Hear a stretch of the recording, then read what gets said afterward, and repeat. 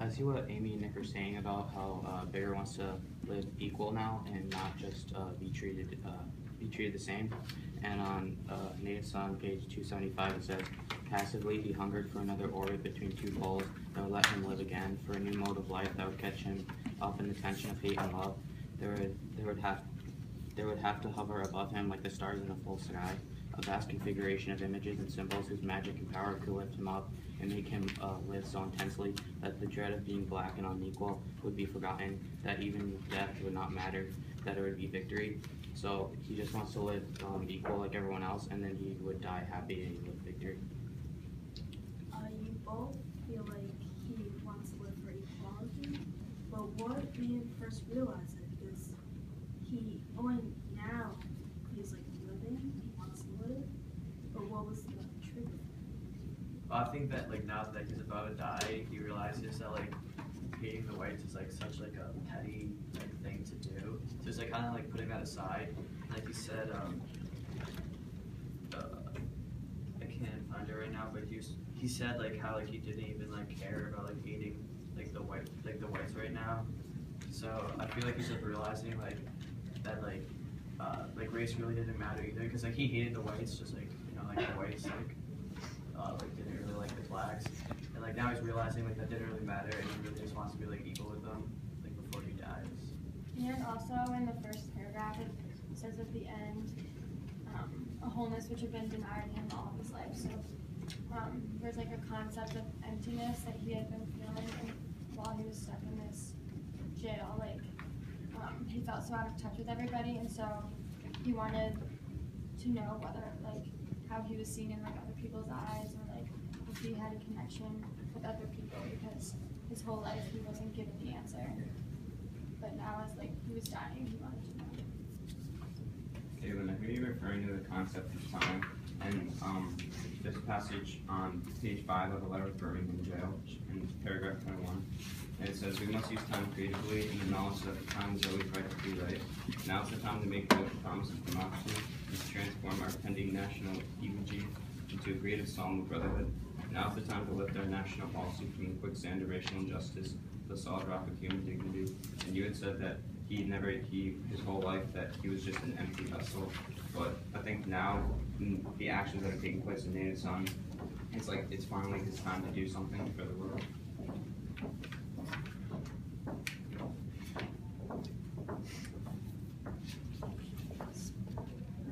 Speaking of Martin King and all of the blacks, why did that they feel like they want to be equal instead of, because I suppose that most people would feel spiteful instead, and they would rather, they would, it's almost amazing how they want to corrupt you instead of just, I don't know, like getting some kind of revenge for everything they've gone through. It's just that bigger. It's just that bigger. I hear what you're saying, and I feel like because they like know the pain of like being like looked down upon, they don't really like wish that upon anyone else. They just want to like be equal and feel like seen as the same, as opposed to like a superior.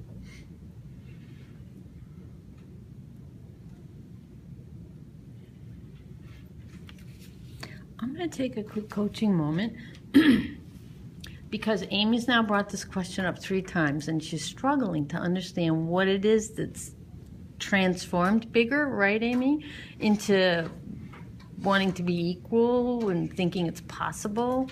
And I would wonder, is there anything that Bigger has gone through up to this point? He's in jail here, and has he had any encounters that would make him change his mind about white people?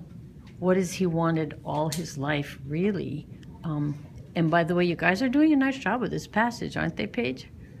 Are they noticing some stuff that you noticed? Yeah, yeah.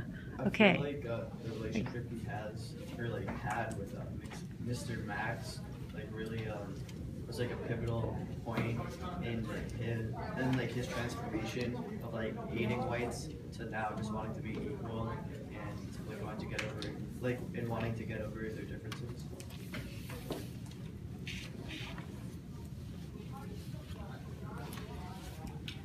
Nick, I agree with what you're saying about how Max is a pivotal part and how Bigger changed his mind, and I agree with that because Bigger thought all his life that whites just hated them and that they, like, blacks were like the minorities and stuff like that. And now that Max wants to help Bigger, I think that Bigger changed his mind because he realizes that there are good people and they're not all bad.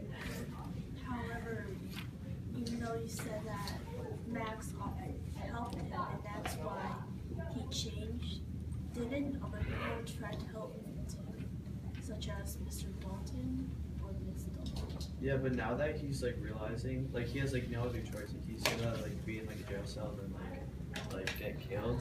And now that he realizes, like he literally has no other like option. Like before, like when Mr.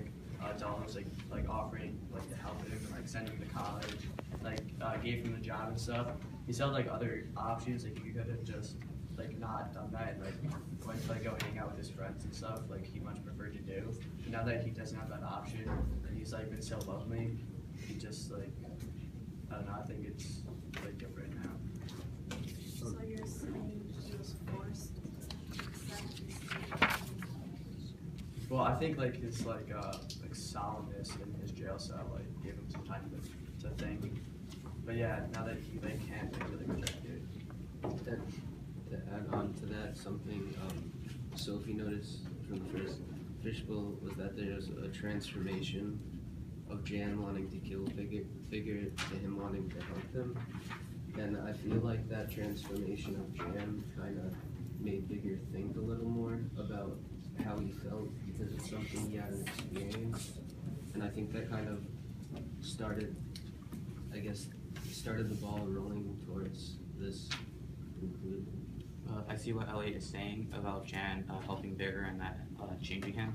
On page 289 it says, Jan had spoken declaration of friendship that would make other white men hate him. A particle of white rock had detached itself from the looming mountain of white hate and fell down from the slope, stopping still at his feet.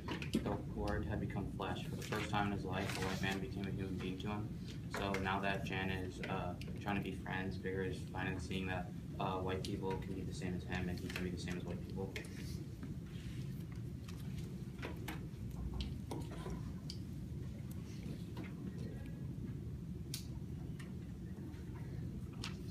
What do you think Richard hurts Jan? Because we know that he became colonist and we know that like he probably also wanted like equality, but do any of you know why he did this? Or do you ever come across it while researching? Like why Richard Wright? Like, did someone influence him to think this way? In my annotated bibliography, I came across a website and it said that Wright in 1932 he became involved in the John Reed Club, which is an intellectual arm of the Communist Party. So he was kind of involved in like he was in like a communist group like in his like around the time that this was kind of written. So I think that influenced Jan. Katie, I see what you're saying, and I also found in my research that Richard Wright felt the need to leave the South due to the restrictions placed on blacks, which is why he took a train to Chicago in 1927. And I feel like that influenced the character of Bigger because he wanted equality between blacks and whites.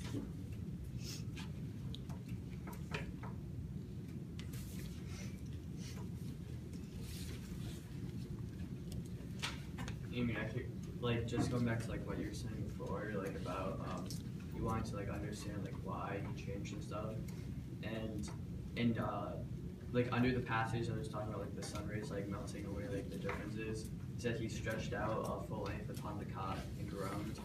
Was he foolish in feeling this? like, was it fear and weakness that made this desire come now to him, that death was so near? And I like think that is the reason, because like he's gonna die anyways. So like holding on to like such like silly differences didn't mean much to him. I agree with what you're saying there, because it says, in the third paragraph from the bottom, it says, but he was not interested in hating him now, so I think that, and then it said he had to die, so I think it was because, like, death was so near for him that he just, like, tried to bring it behind him because he just wanted to live. I agree with what both of you said, and I think it really reflects on the last page, page 430 in Native Son. It says here that Max paused but did not look. Tell Jan hello. And you can see how he almost transitioned and transformed through there. It says, at first he says almost informally tell. And he says tell Mr. going back to a formal, like he's below Jan. And then he refers to Jan as a friend by saying tell Jan hello. So I think that's something really interesting. Okay, here's my my second coaching moment. Max, well done. But ending on the word interest, what's interesting about it? Those are the last words of the book. Bingo. What does he want to leave us with? That was actually a brilliant move of your Fishbowl buddy there to bring in the last line of the book into this conversation. And an excellent noticing from Mr. to Jan. So don't end with the word interesting, because it's way more than interesting. What is it? What are we getting here? It really shows transformation. Because I interpret like the first tell, like hesitant about approaching whites, and then tell Mr. Jan, he like you said, he felt he feared whites, and then tell Jan, he is equal now. So like when if it's linked with the theme of death, it kind of feels like everyone's equal with death. Okay. Yeah, I think it shows that, like, what this passage was like, kind of like showing his transformation, and that, and I think the last passage shows his acceptance of like whites and how he now feels like that they're equal as opposed to superior. Okay, you guys.